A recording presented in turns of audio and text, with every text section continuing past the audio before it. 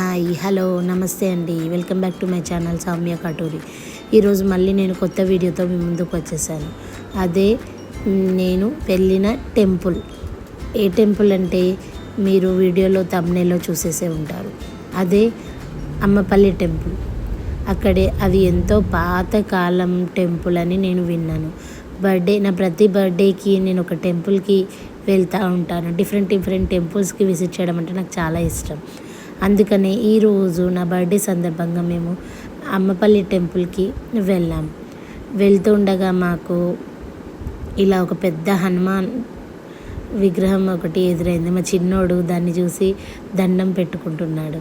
చాలా చాలా పాతకాలం టెంపుల్. అక్కడ సీతారామచంద్ర స్వామి ఉంటారు.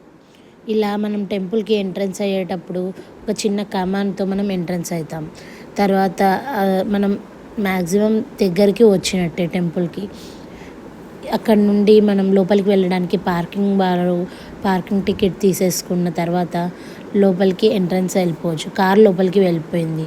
మేము వెళ్ళిన రోజు అసలు ఎవ్వరూ లేరు, చాలా తక్కువ రష్తో ఉంది. కాబట్టి మేము హ్యాపీగా దర్శనం చేసేసుకున్నాం.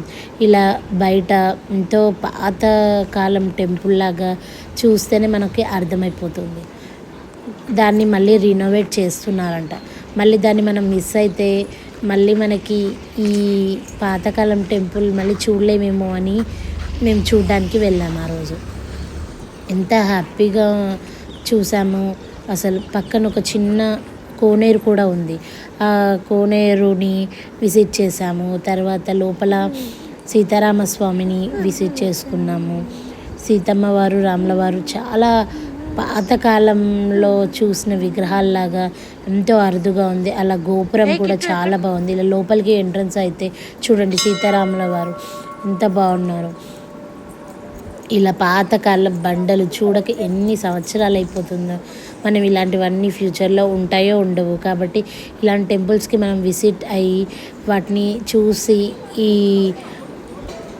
ఆనందాన్ని మనం అస్సలు మిస్ కావద్దు. చాలామంది ఇక్కడ ఫొటోస్ కూడా తీసుకుంటూ ఉంటారు. ఈ టెంపుల్లో చాలా ఫోటోగ్రాఫర్స్ కూడా ఫోటోషూట్స్ చేస్తూ ఉంటారు. ఎందుకంటే ఇలాంటివి చాలా రేర్గా మనకు కనిపిస్తూ ఉంటాయి. కాబట్టి చూడండి, బయట నుండి ఒక ఫొటోస్ తీసుకున్నాం. ఇది కోనేరు దగ్గర నేను దిగిన ఒక సెల్ఫీ. చాలా చాలా ఎంత అద్భుతంగా ఉంది అంటే అసలు నేను ఎక్స్పెక్ట్ చేయలేదు. అక్కడ వెనకాల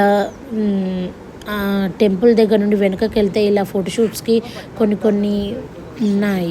సీన్స్ వాళ్ళే క్రియేట్ చేసి పెట్టారు. చూడండి కోనేరు ఎంత అద్భుతంగా ఉందో. ఇక్కడ చాలామంది ఫోటోషూట్స్ చేస్తూ ఉన్నారు. నాకు చాలా హ్యాపీగా అనిపించింది.